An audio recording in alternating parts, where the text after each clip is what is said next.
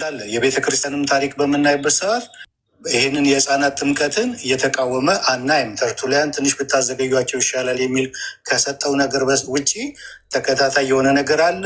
እንደገናም ደግሞ በካርቴጅ ጉባኤ ላይ ህፃናትን ከእግዚአብሔር ጸጋ ልንከለክላቸው አይገባም የሚል ጸድቋል። ኦኬ፣ ይሄ ከትራዲሽን እና ከቸርች ፋዘር እና ከጉባኤ አንጻር ነው።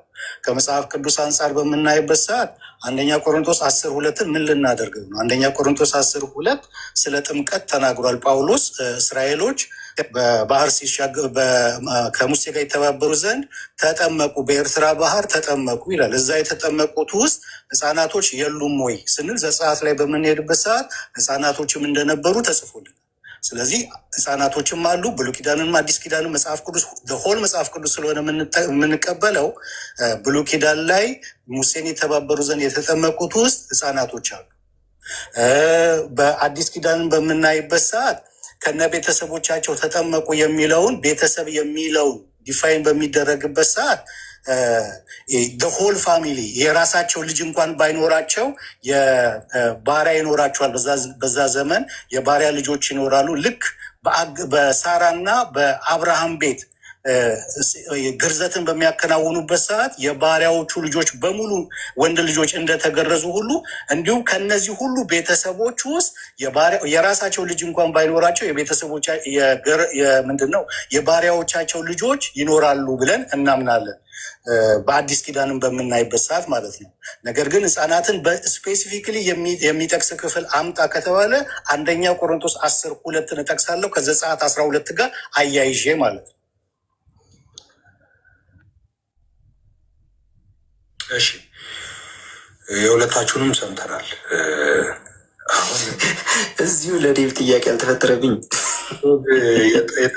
ያነሳው የመጽሐፍ ቅዱስ ክፍል እኔም እሺ እኔ ቃል እየመቀጠል ይህንን 10:2 በቤተክርስቲያን ታሪክ ውስጥ ይህንን ለህፃናት ጥምቀት የተጠቀመ ማን ነው? ዴቭ እንደዚህ ይሄ አንድ የለመደው እንትን አለ እንደዚህ። በነገራችን ላይ አሁን እነሱ አባቶችን አይቀበሉም እኮ ሲጀመር። ይኸው ልክ መጽሐፍ ቅዱስ በጣም ጥሩ ማብራሪያ ነው። በነገራችን ላይ የኛ እዚህ አንደኛ ቆሮንቶስ ምዕራፍ 10 ያለውን እኛ ጥምቀት 8 ወገን ነው፣ 4ቱ ምሳሌ 4ቱ አማናዊ ብለን 4ቱ ምሳሌ ሙሴ አጥመቀውን በባህር በደመና የሚለው በደመናው ባህር የሚለውን ምሳሌ ነው በብሉይ ኪዳን የነበረ ለምን ለሐዲሱ ኪዳን ምሳሌ ነው ብለን ያ የተጠመቁበትን በአዲስ ኪዳን ለምንጠመቅ ራሳችን የምንሰጠው ነው። ዳዊት ኤግዛክትሊ ያብራራው። ታዲያ ስለ ጥምቀት አባቶችን ምንም እነ ኦሪገንን እኛ ባንቀበልም ግን ኦሪገን ራሱ የራሱ የሆነ የተወገዘበት ከሞተ ከ200 ምናምን ዓመት በኋላ ነው የተወገዘበት። ይሄንን ጥምቀት እንዲህ ያልክ ተብሎ አይደለም። በጥምቀት ጉዳይ ላይ ለምን እንዲህ ያለ ተብሎ አይደለም የተወገዘው፣ በሌላ ነው የሞንታኔስ ነው ምናምን ብቻ ብዙ ነገሮች ሰይጣንም ቢሆን ይድናል በመጨረሻው ዘመን እንደዚህ የሚል ትምህርቶች ስላስተማረ ተወግዟል። አሁን ምን አመጡ? እዚህ ጋር መጡ። የዮሐንስ ወንጌል ምዕራፍ 3ን የቤተ ክርስቲያን አባቶችን ምን ብለው ተረጎሙት ብለው መጠየቅ አይፈልጉም ጴንጤቆስታሎች። አሁን ለነሱ ሲመቻቸው ግን የቤተ ክርስቲያን አባቶች ማን አለ ብለው ያመጣል። በጣም እንደዚህ ያለ በነገራችን ላይ ህመም አይደለም፣ ህመም ነው። በጣም የሚያሳዝን ነው።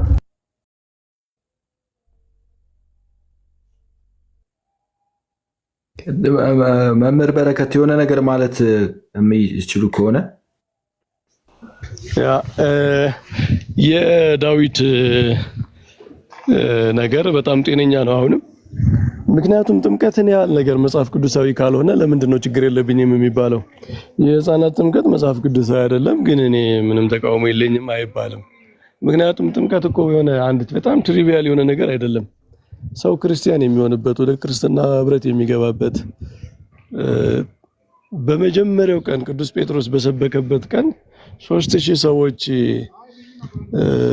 ለምን አጠመቀ? 3000 ሰዎች ማጥመቅ እኮ በጣም አድካሚ ነው። ዝም ብሎ የሆነ ቀላል ነገር አይደለም። ጥምቀት በጣም ኢሴንሻል ነገር ነው።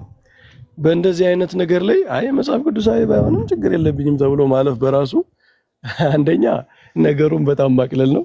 ሁለተኛ ከሶላ ስክሪፕቸር ጋርስ እንዴት ይሄዳል? መጽሐፍ ቅዱሳዊ ባይሆንም ችግር የለውም። ይሄ እና ሌሎቹ ለምንድን ነው የሚቃወሙን ታዲያ? በቅዱሳን ምልጃ በኢንቮኬሽን ኦፍ ሴንትስ ወደ ቅዱሳን ምልጃን በመጠየቅ በእነዚህ በመሳሰሉ ነገሮች ቀጥታ የመጽሐፍ ቅዱስ ጥቅስ አንጡ ካልሆነ አንቀበልም ለምን ይሉናል? በዚህ ለምን አያዩትም ያንንስ ብለን እንጠይቃለን። እና ይሄ የደብል ስታንዳርድ ነው። አንደኛ ከራሳቸው ፕሪንሲፕል ጋርም አይሄድም። መጽሐፍ ቅዱሳዊ መሰረት የሌለው ነገር ከሆነ እንዲህ አይነት በጣም ሁሉም ክርስቲያን የሚፈጽመውን ነገር መጽሐፍ ቅዱሳዊም ባይሆን ችግር የለብኝም ትራዲሽናል ስለሆነ ብሎ ማለፍ እነሱ ጋር እንዴት ነው ኮሄረንት የሚሆነው ከአካሄዳቸው ጋር? የዴቭ ይልቅስ ትክክል ነው። ትራዲሽናል የሆነ ነገር ሁሉ በጥንቷ ቤተክርስቲያን በዩኒቨርሳሊ የሚታወቅ ትራዲሽን ከሆነ ቀጥታ የመጽሐፍ ቅዱስ ጥቅስ እንኳን በጣም ኤክስፕሊሲት የሆነ ትእዛዝ እንኳን ባይገኝለት፣ ለጥምቀት እያልኩ አይደለም፣ ለጥምቀት መጽሐፍ ቅዱሳዊ ነው፣ ግን ባይገኝለት እንኳን ኢምፕሊሲትሊ መጽሐፍ ቅዱሳዊ ድጋፍ አለው ማለት ነው።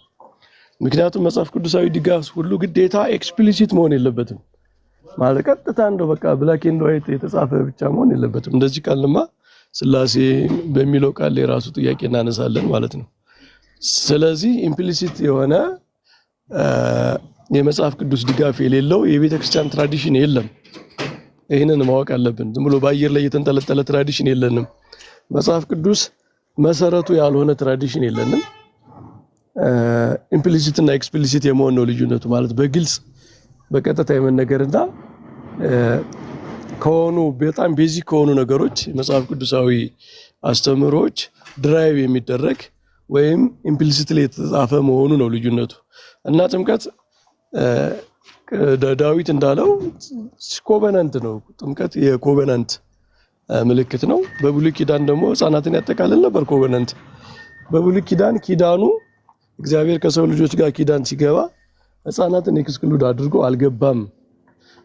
ለእግዚአብሔር ባህሪም አይስማማም። በነገራችን ላይ እንዴት አስበውት ነው አባትና ልጅ የእግዚአብሔር ሆኖ አባትና እናት የእግዚአብሔር ሆኖ ልጅ የእግዚአብሔር የማይሆንበት በአንድ ቤት እየኖሩ በስጋው እየመሩት በስጋው እየመገቡት እያኖሩት ለነፍሱ ዋስ የማይሆኑት ለምንድን ነው? ፕሮቫይድ ያደርጉታል እኮ እና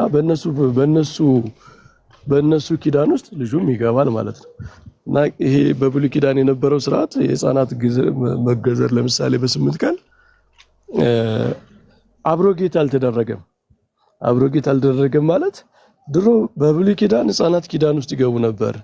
በአዲስ ኪዳን ግን ኪዳን ውስጥ ተከልክለዋል አይደለም የተባለ፣ እንደውም በተቃራኒው ህፃናት ወደ እኔ ይምጡ ነው የተባለው።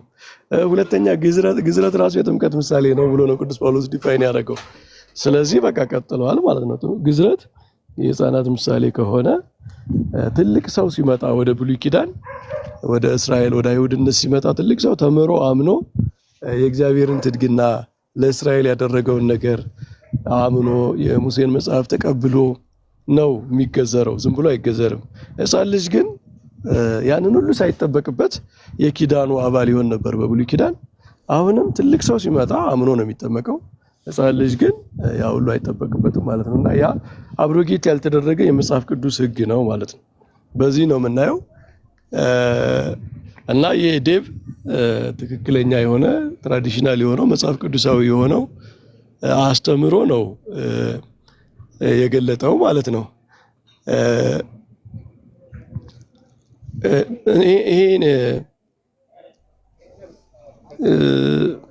ይሄንን ካልተቀበልን ግን ትራዲሽናል ነው። አይ ጥምቀት ትራዲሽናል ስለሆነ የጥንት ቤተክርስቲያን ታደርገው ስለነበረ ኦኬ እንቀበለው፣ ግን መጽሐፍ ቅዱሳዊ አይደለም የሚል ሰው ካለ ስለዚህ መጽሐፍ ቅዱሳዊ ያልሆነ ትራዲሽንን ይቀበላሉ ማለት ነው። ሌሎች ትራዲሽኖችም ጋር ይመጣል ማለት ነው። ሁለተኛ ቃሌ ቅድም አንተ ያነሳው ይሄንን ጥቅስ ለጥምቀት ብሎ የተረጎመ ጥንታዊ አባት አለ ወይ የሚሉ አካሄዳለቻቸው። አንዳንድ ጥቅሶች በጣም ሪፊዩት ማድረግ የሚከብዱ ሲሆኑ ፓትሪስቲክ ኤቪደንስ ይፈለግላቸዋል ማለት ነው። እና ምንድነው አንዳንድ ጉዳይ በአበው ዘመን ያልተነሳ ወይም ትልቅ ኢሹ ያልነበረ ጉዳይ ከሆነ አባቶች በዚያ ደረጃ ላይ ተረጉሙት ይችላሉ። ምክንያቱም አባቶች በአብዛኛው ጽሁፋቸው አፖሎጀቲክ ነው። አፖሎጀቲክ በዘመኑ ለሚነሳው ጥያቄ መልስ የመስጠት በዚያ ላይ ያተኮረ ስለሆነ አብዛኞቹን ነገሮች በዚያ አንጻር ያዩ ስለነበረ ፓስቶራል ስለሆነ ማለት ነው። ትምህርታቸው ፓስቶራል ነው። ፓስቶራል ነው ማለት ለጊዜው ምዕመናን በተፈጠረ መናፍቃን በሚፈጥሩት የስህተት አስተማሪዎች በሚፈጥሩት ትምህርት የተወዛገበውን ምዕመን ማስረዳት፣ ማሳመን፣ ማጽናት ስለሆነ በዚያ ላይ ያተኩሩ ስለነበረ ሁሉም ኮሜንታሪያቸው ኤግዛውስቲቭ ነው ማለት አይደለም። ማለት በዚህ ዘመን አንድ ጥያቄ ሲነሳ እኛን የመጽሐፍ ቅዱስ አንድ ክፍል አባቶች ግዴታ በዛ መንገድ ስላልተረጎሙት እኛ መጥቀስ አንችልም ማለት አይደለም። ምክንያቱም የመንፈስ ቅዱስ ምሪት ኮንቲኒየስ ነው። ቤተክርስቲያን በቃ ስታቲክ የሆነ ትራዲሽን የላትም። በቃ ትርጓሜ ማለት አባቶች በተረጎሙት በዛ ብቻ የተገደበ ነው። ከዚያ በኋላ ምንም አይነት ትርጉም መተርጎም አይቻልም አይባልም። ግን እኛ ከአባቶች ጋር አንቃረንም ነው ዋናው ነገር። ከአባቶች የተቃረነ አስተማሪ የለንም እንጂ ዲቨሎፕመንት ኤግዜጀቲካል የሆነ ዲቨሎፕመንት ሊኖር ይችላል። ለምንድን ነው? አዲስ ችግር ይፈጠራል። አዲስ ችግር ሲፈጠር አዲስ ማብራሪያ ሊመጣ ይችላል። ግን እኛ የምንለየው ምንድነው? እኛ ኦርቶዶክሳውያን አዲስ ነገር መጥቶ አዲስ ነገር ዲፌንድ ስናደርግ አባቶችን ተቃውመን አይደለም። ለምሳሌ አሁን ቅድም የተጠቀሰው ጥቅስ አባቶች ሁሉ ተስማምተው ይሄ ለጥምቀት አይሆንም ብለው ቢሆን ኑሮ ኔጌቲቭሊ ጄጅ አድርገውት ቢሆን ኑሮ ጥቅሱን አንጠቅሰውም። ግን አባቶች ሳይለንት ከሆኑ እኛ መጥቀስ እንችላለን። ማለት ለጥምቀት አይደለም ብለው እንኳላለፉ ዝም አሉ ማለት ወይም በዛ ጉዳይ ላይ እነሱ አልጻፉበትም ማለት ተቃውመውታል ማለት አይደለም። ይሄ አርጊውመንት ፍሮም ሳይለንስ ነው። ይሄ ፋላሲ ነው። አባቶች በዛ ጉዳይ ያ ጉዳይ ኢሹ ስላልነበረ በዘመኑ ወይም እነሱን በጣም አእምሯቸውን ኦብሰስ ያደረጋቸው ችግር ያ ስላልሆነ በዛ ጉዳይ ላይ ብዙ ነገር ጽፈው አልሄዱም ማለት ያን ጉዳይ አሁን ቢነሱ ለጥምቀት አይተረጉሙትም ማለት አይደለም። ቅዱስ ዮሐንስ አፈወርቅ አሁን ባለው ችግር ቢመጣ ይሄንን አይጠቅስም ለማለት ማን ነው ይሄን ማለት የሚችለው ማለት ነው? አይቻልም። እንዲህ አይነት አርጊውመንት የለም። እና የፓትሪስቲክ ኮሜንተሪ እኛ ከነሱ ጋር አንቃረንም እንጂ አዲስ ችግር፣ አዲስ ተግዳሮት፣ አዲስ ቻሌንጅ ሲመጣ እነሱ ሳይለንት የሆኑባቸውን ብዙ ያላሉባቸውን ጥቅሶች እኛ በዘመኑ ለሚመጣ ነገር አናውላቸውም ማለት አይደለም። አንቃረናቸውም ነው። አንቃረናቸውም። ይሄ ስለ ጥምቀት ሊጠቀስ አይችልም ብለውም ቢሆን ኑሮ ነበር የሚሰራው። ይሄን ጉዳይ ይሄን ጥቅስ ስለ ጥምቀት ሊጠቀስ አይችልም ብለው ቢሆን ዛሬኛ ተነስተን ስለ ጥምቀት ነው ብንል ቢያንስ ከአባቶች ጋር ተጣላን ይባላል። አባቶች እንደዚያ ባላሉበት ሁኔታ ግን አንድ ሰው ይህን ለጥምቀት ብሎ ቢጠቅስ አባቶችን ተቃረና አይባልም። አባቶች መች ተጠየቁ? አሁን እኮ በምድር ላይ አይደሉም፣ እኛ መካከሉ ነው። ይሄን እናንተ ብዙ ምን እንዳላችሁ በዚህ ጉዳይ ላይ ይሄ ጥቅስ ከጥምቀት ጋር ይገናኝ ያብራራችሁበትን አላየንም እና እኛ አንጥቀሰው ተብሎ ባልተጠየቁበት ሁኔታ አባቶች አይስማሙም ወይም የአባቶች ድጋፍ የለውም ብሎ መናገር አርጊውመንት ፍሮም ሳይለንስ ነው።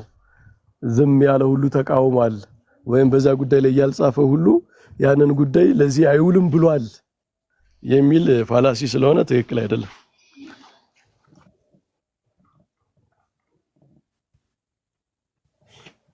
ይሄ እንትን የተለመደ ነው። 2-3 ጊዜ እርሱም ጋር ጠቅሶት ነበር ልጁ አሁን የጠየቀው ልጅ። በጣም ገርሞኝ በጣም ያሰገኝ። ስለ ባፕቲዝም ተጠቅሷል፣ ግን ስለ ኢንፋንት አይደለም የጠቀሱታል። እዚህ ጋር አስተያየት ብትሰጡበት ደስ ይለኛል። በነገራችን ላይ የካቴና ላይ ገብተህ ይሄንን ያሉ በጣም እንዳውም ከኛ አባቶች ጋራ የማይቀራረቡ ለምሳሌ ነው ኦገስቲንም ቢሆን ቆርኔሌዎስ የሚባል እና ማን ነው? ይሄ ደግሞ ሌላ በቀጥታ ስለ ጥምቀት እየተናገራለ ማን ነው? ምን ነው? ገናዲየስ ነው። ገናዲየስ የቁስጥንጥንያ የሚል አለ። ቁስጥንጥንያው የሚል አሁን እሱ ቃል የኛ አባት አይመስለኝም። ይሄን አባት በ471 የነበረ ነው። እኔ አላውቀውም ብቻ እና ይሄ ሰው ራሱ ግብፃውያን ከዚያ በባህር ተጠምቀው መውጣታቸውን በቀጥታ ጥምቀትም ከጠላቶቻችን ይጠብቀናል ነው የሚለው።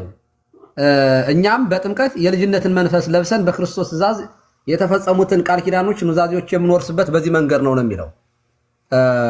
አላወኩት። መምህር በረከት የሚያውቁት ከሆነ ይሄን አባት ግፋይ ያደርጉናል። ካቴና ላይ ብትገቡ ራሱ አንደኛ ቆሮንቶስ ምዕራፍ 10 ቁጥር 2 ላይ ወደ 5-6 የጠርጡለስ ጭምር ኮመንተሪ አለ። ከዛ በተረፈ እኮ በነገራችን ላይ የሐዋርያት ሥራ ምዕራፍ 2 እኮ ይህን ፍንትው አድርጎ እኮ ያሳያል። የሐዋርያት ሥራ ምዕራፍ 2 ላይ ኦሃዊነ ምን ተንግበር ብለው ሲሉ እኮ ንስሐ ግቡ ኃጢአታችሁ ይደመሰሰን በኢየሱስ ክርስቶስ ስም አምናችሁ ተጠመቁ የመንፈስ ቅዱስ ጸጋ ትቀበላላችሁ የሚለው እኮ በዚያም ቀን 3000 ነፍሳት እኮ ነው የሚለው ነፍስ ተጨመሩ ይላል። እንግዲህ የሕፃንም ነፍስ የአዋቂም ነፍስ አንድ ነው በነገራችን ላይ እና በቤተሰብ መጠመቅ የእስጢፋኖስ ቤተሰብ ተብሎ በሌሎችም የሌሎችም ቤተሰብ ተጠምቋል። ከዚህም በላይ ደግሞ እውነት ለመናገር በኦሪቱ የሚያሳየው ግዝረቱ ራሱ እንነጋገር ከተባለ ቅድም የአብርሃም ቅድመ በረከት ያብራሩትን ቀኑ ጭምር እኮ እኛ እኮ ኦሪት ዘሌዋውያን ምዕራፍ 12 ላይ እኮ ወንዶች በ40 ቀን ሴቶች በ80 ቀን ወደ ቤተ መቅደስ እንዲገቡ የሚደረግበት ራሱ ብዙ ነገሮች መጽሐፍ ቅዱሳዊ መነሻ እንዳላቸው የሚያሳይ ነገር ነውና ሕፃናት አንደኛ ቅድም መምህር በረከት ሲናገሩ ነበር። አባቶች እኮ እንደዚህ ያለ ሕፃናት መጠመቅ የለባቸውም የሚል ዲቤት ክርክር ቢነሳ አባቶች ኢሹ ሆኖ ብዙ ነገር ሊጽፉበት ይችላሉ። ኢሹ ያልሆነን ጉዳይ በዚያ ዘመን እኮ አከራካሪ አልነበረም። ጥምቀት በውሃ እንደሆነ ግልጽ ያለ ነገር ነው። በሐዋርያት ጌታም ሲያስተምራቸው በምንድን ነው የምናጠምቀው ብለው አልጠየቁም። ሐዋርያት ራሱ ጥምቀት ያመነ የተጠመቀ ይድናል ሲላቸው በምን እናጥምቅ እንደው በቃልህ ነው የምናጠምቀው ወይስ በውሃ ነው ብለው አልጠየቁም። ግልጽ ነው ጥምቀት ምን እንደሆነ። ቢያንስ የንስሐ ጥምቀት የዮሐንስን ጥምቀት ያውቃሉ። ዮሐንስና እንድርያስ የዮሐንስ ደቀ መዛሙርት የነበሩ ናቸው። የመጥምቀ መለኮት ዮሐንስ ደቀ መዛሙርት የነበሩ ናቸው። ከዚያ ነው የመጡ እኮ። ስለ ጥምቀት ሐዋርያት ምንም አይነት እንትና ጥርጣሬም አልነበራቸውም፣ አድርገውታል። ደግሞ ፕራክቲካሊ ጽኑ ሀገረ ኢየሩሳሌም እስከተለብሱ ኃይለ ማርያም ካላቸው በኋላ እኮ በበዓለ ሃምሳ መንፈስ ቅዱስ ሲወርድ ምን እናደርግ ስሏቸው ዋናው ነገር መጠመቅ ነው፣ ከኃጢአት የሚያነጻው እሱ ነው ብለው እኮ አጠመቁ እኮ። እና ይሄ ግልጽ በሆነበት ጉዳይ ላይ ክርክር በሌለበት ጥምቀት አያድንም የሚል እንደ ጴንጤ ያለ ቢነሳ ኑሮ እርግጠኛ ነኝ በደንብ ከየት የመጣህ በሽተኛ ነህ ነበር የሚሉት። በእውነት ለመናገር ያው እነሱ በሽተኛ ነህ ብለው አይሉም።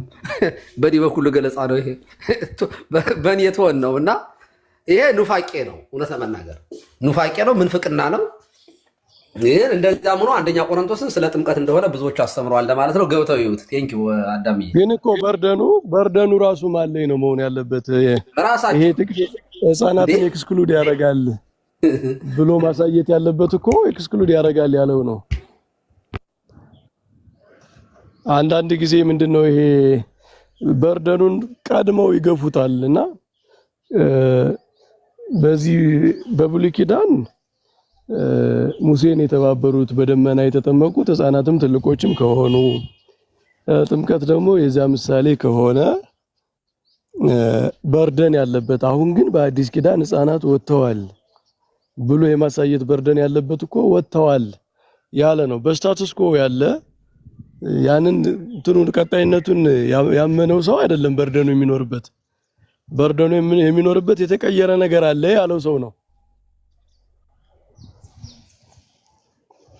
በተከታታይ ነበሩ ለዚህ መመለስ የነበረባቸው ህፃናትን ለምንድን ነው የማታጠምቁት? ማን አታጥምቁ ብሎ ነው?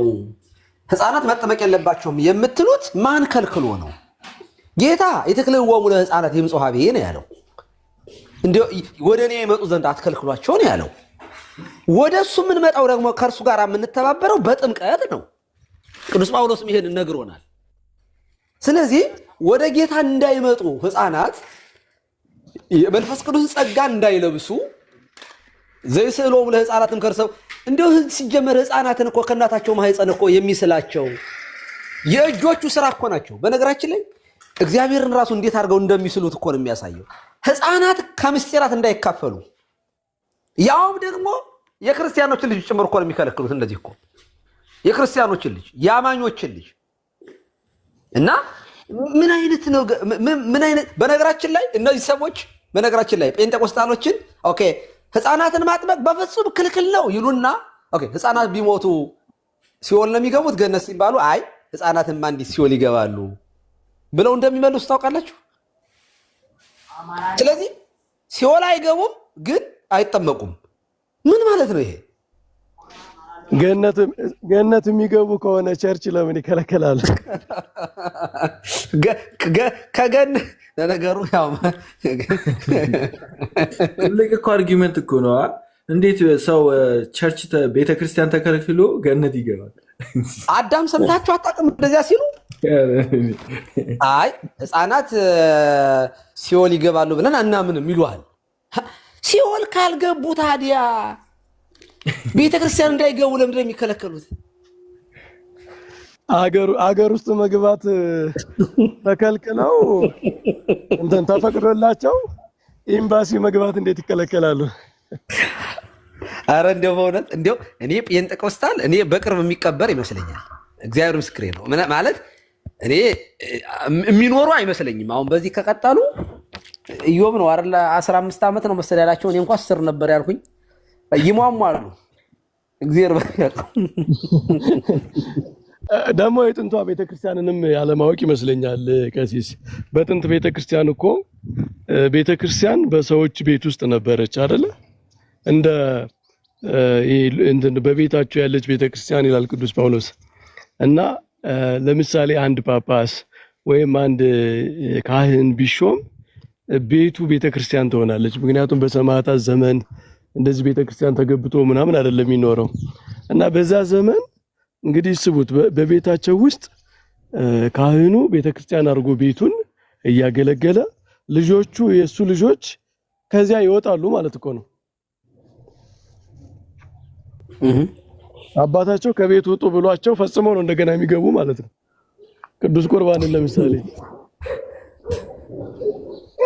አሁን ፕራክቲካሊ ራሱ እንዴት ሊታሰብ ይችላል? ክርስቲያን አባት ከቅዱስ ቁርባን ልጆቹን አስወጥቶ ፈጽሞ ነው ልጆቹን የሚያስገባው፣ ወይም እዚያ ቁልጭ እያሉ ያያሉ ማለት ነው ምንም ሳይታተቡ። ምክንያቱም ከጥምቀት በፊት አይመጣም እኮ ለእንትን ራሱ አይመችም። እንኳን ለመንፈሳዊ ነገር ለስጋዊ ነገር አይመችም። አይሆንም። ፕራክቲካሊ ራሱ አይደለም። ፕራክቲካል አይደለም። እና ይህንን ጥምቀት በስጋው ደግሞ እንደዚህ በሚስጥራተ ቤተክርስቲያን ነገራችን ላይ ቀሲስ በእነዚህ ሉተራኑ አዳምን በደንብ ስትከታተለው ነበር አንተ እንደውም ታውቀዋለህ። በዚህ በጀስቲፊኬሽን በነገረ ድነት ጉዳይ ራሱ ያላቸው እይታ የተሻለ ነው በጣም። ጀስቲፊኬሽንን አሁን እነዚህ ካልቪኒስቶቹና በጣም ራዲካል የሆኑት የሆነ ሞመንት ላይ የሚያልቅ ነገር ነው ብለው ነው የሚያስተምሩት። እነዚህኞቹ ግን ሞመንት አለው፣ ግን ከዚያ በኋላ ደግሞ ኮንቲኒየስ የሆነ ፕሮሰስ ደግሞ አለው፣ ሂደት አለው ብለው ነው የሚያስተምሩት። እና በነገረ ድነት ቅድም ዳዊት ራሱ ይሄንን እየዳን ነው የምንለው እያለ ነበር እንደውም ቃል በቃል በነገራችን ላይ። አዎ። እና በዚህ በብዙ መንገድ ነው የተሻለ እይታ ያላቸው፣ እኛም ጋር ለመነጋገር የተሻለ መግባባት የሚያስችል ነው። እና በርቱልን፣ አይዟችሁ። እኛ ጋር ዶሚኔት የሚያደርጉት ኢትዮጵያ ውስጥ አይ ቲንክ ፔንቴኮስታሎቹ ናቸው መሰለኝ አይደል? በጣም ያፍኗቸዋል። ላይ እኮ ሉትራን ይበልጣል። ታዲያ ለምንድን ነው ግን? አይተህ ከሆነ እኮ ይመጡና ባይዘውዬ ሲጠብቋቸው ነው የዋሉ። ዛሬ እኛ የምንገባ መስሏቸው ፈርተው ማለት ነው ከበው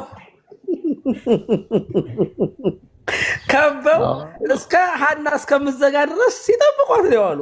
የኔና ሲያሳዝኑ በማርያም ሆን ብላ ነው እንደዚህ ታረግብን እያሉ እና ሲመጡ ፍንፍን ኤቢ ያሳዘነኝ። ኤቢ ገብቶ እኔ እንዲሁ ተመሳሳይ ነገር እንደዚህ ማለት አይደለም ምናምን እያለ ለማስታረቅ ኤቢ ወንድማችን ኤቢ ቢመለስ ነው የሚሻለው። አሁን እሱ እኮ እኛ ሰንበት ትምህርት ቤት ያደገ ነው ሳይበስል ወጥቶ ምስኪን የተማሩት የሚመረምሩት እነዚህ ቴዎሎጂውን የሚያጠኑት ሰዎች አይ ቲንክ እዚህ ሎው ቸርቾች ጋር መቆየት የሚችሉ አይመስለኝም።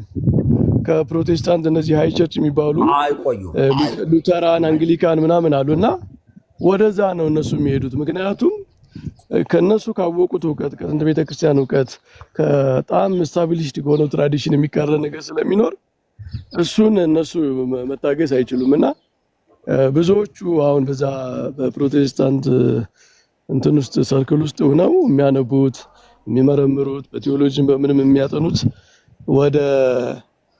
ወደ ሃይ ቸርቾች ወደ አንግሊካን ወደ ሉተራን እንደዚህ ይሄዳሉ። ከዛ ቀስ እያሉ ደግሞ እድሜ ከሰጣቸው ወደ ኦርቶዶክስ ምናምን ወደ ካቶሊክ እንደዚህ ይሄዳሉ፣ ይመለሳሉ። ትሬንዱም እንደዛ ኢንተርናሽናልም እኮ በዓለም ላይ ሲታይ እንደዛ ነው ትሬንዱ። እኔ ጴንጤቆስጣልን የማየው እንደ ጭድ እሳት ነው። ጭድ እሳት አይተውት ከሆነ ሲያቀጣጥሉት ባንዲሩ በቃ ብው ነው የሚለው። ኢትዮጵያ ውስጥ እንደዚያ ነበር የሆነው። በነገራችን ላይ እንደው በእኛ ድካም የሚሆን በምንም እንደው ሲገባ ብው አለ፣ ተቀጣጠለ። ወዲያው ግን በቃ የጭድ እሳት አይዳፈንም፣ ለነገ አይቀር የለውም። በቃ ብን ብሎ ነው የሚጠፋው። እግዚአብሔር ምስክሬ ነው። እኔ ማለት እንደ መጥፎ ነገር አትዩብኝ። ያው ትምህርቱ ስህተት ስለሆነ ምንም ጥያቄ የለውም። ማለት እኛ በጣም እነዚህ ራዲካል የሆኑ ጴንጤቆስጤ ስላየን ሉትራኖችን እያመሰገንን ነው ማለት በጣም እኛ ሀገር በጣም ኤግዛክትሊ እንጂ እኮ ጴንጤ ያው ለእኛ ጴንጤ እኮ ጴንጤ ነው፣ ግን ማለት ፕሮቴስታንት ነው፣ ግን በጣም ራዲካል ሲሆኑ ጴንጤዎች ቅድም እንዳልነው ኦሪጂናል ሲኑ እንዳለ ነው። አዎ ትክክል እኮ በጣም ራዲካል ናቸው። ልዩነታችን እኛ የሪያሊቲ ጉዳይ ነው። በነገራችን ላይ አሁን የምናወራው ስለ ሪያሊቲ ነው የምናወራው። ማለት እኛ በነገራችን ላይ ለነሱም ትልቅ ፌቨር እየሰራን እኮ ነው። ለመካነ ኢየሱስ እኮ ይሄ እኮ እኛ እኮ ትልቅ ድጋፍ እያደረግን ነው። እንደውም አንዳንዶቻቸው ኧረ ቀሲስ እንደው በዚህ ደረጃ ባክዎት ያወድሷቸው፣ ብዙዎቹ ወደዚህ እንዳይመጡ እዚያው እንዲቀሩ ያደርጋል፣ ይሄ እንደው ላይ ጠቅም ይችላል የሚሉ ሰዎች እኮ ይኖራሉ። ኦርቶዶክሳውያን ማለት ነው። ግን የሪያሊቲ ጉዳይ ነው። እኔ አሁን እኔ እያወራው ያለሁት እኔ በግሌ ለእውነት ቀረብ ያሉ ሰዎችን ኦኬ፣ እዚህ ላይ ትክክል ነህ፣ እዚህ ላይ ተሳስተሃል፣ እዚህ ላይ ምንም ጥያቄ የለውም አጨበጭብላችኋለሁ። በቃ እዚህ ላይ ደግሞ ኑ እናውራ። እኔ ኢንቫይት የማደርገው እንደዚህ ነው። እኔ አንድ ሉተራን መጥቶ ዝም ብሎ ከኔ ጋር ጥምቀት የኃጢአት ስርየት አይደለም ብሎ ቢከራከረኝ፣ አይ መጀመሪያ መጽሐፈ ስምነትን 308 ላይ ገጽ 308 ላይ ግባና አንብበው ነው የምለው። መጀመሪያ ያንን ጨርሰህ ከዚያ ያገላለጥ ችግር ከሆነ እዚያ ላይ መጀመሪያ እንነጋገር። እኔ ከሉተራን ጋር በጥምቀት ጉዳይ ላይ የማወራው እና በቅዱስ ቁርባን ላይ ማን ነው መቀደስ ያለበት ማን ነው ማጥመቅ ያለበት የሚለው ላይ ብቻ ነው ማወራት የምፈልግ። ኦኬ፣ ጥምቀት ህፃናትን የሚያጠምቁ ከሆነ ለኃጢአት ስርየት ነው ካሉ ኦኬ፣ ማን ያጥምቅ? እዚያ ላይ ልዩነት አለን። ማን ያጥምቅ? እዚህ ላይ እናወራለን። ከዚያ ነገረ ቅዱሳን ላይ ቅዱሳን ያማልዳሉ አያማልዱ፣ እዚህ ላይ እናወራለን ልዩነታችን ስለሆነ እንጂ አንድ በምንሆንበት ላይ ለምን እንከራከራለን?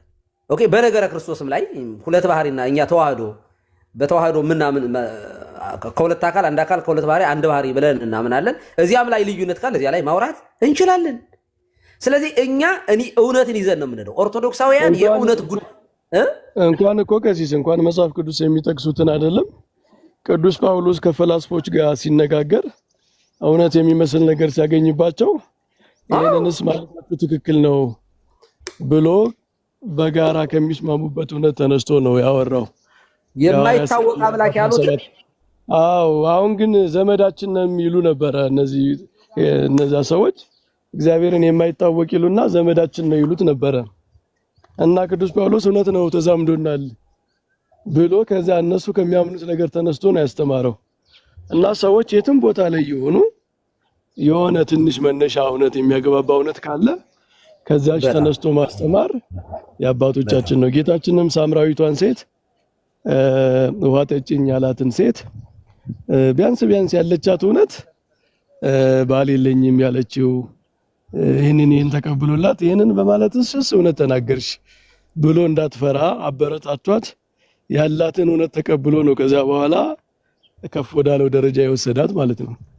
ስለዚህ ሰዎች ትንሽ ነገር እውነት ይዘው ሲገኙ እውነታቸውን አፕሪሺየት አድርጎ ከዛ ላይ ደግሞ የጎደለውን ነገር መጨመር ወደሚበልጠው እውነት ከፍ ወዳለው ወደሚያድነው እውነት መምራት ይሄ የሐዋርያትም የአባቶቻችንን መንገድ ነውና በዛ መንገድ ነው የተሻለ ነገር ስናገኝ ይሄ ጥሩ ነው ማለት ምንድነው እንትንም ይፈጥራል፣ ጥሩ ኢንተርፌስ ይፈጥራል ለመግባባት ማለት ነው። ጭፍን ተቃዋሚ አይደለንም። እውነት የሚሆን ነገር ስትናገሩ ይኸው እንደዚህ እንደግፋለን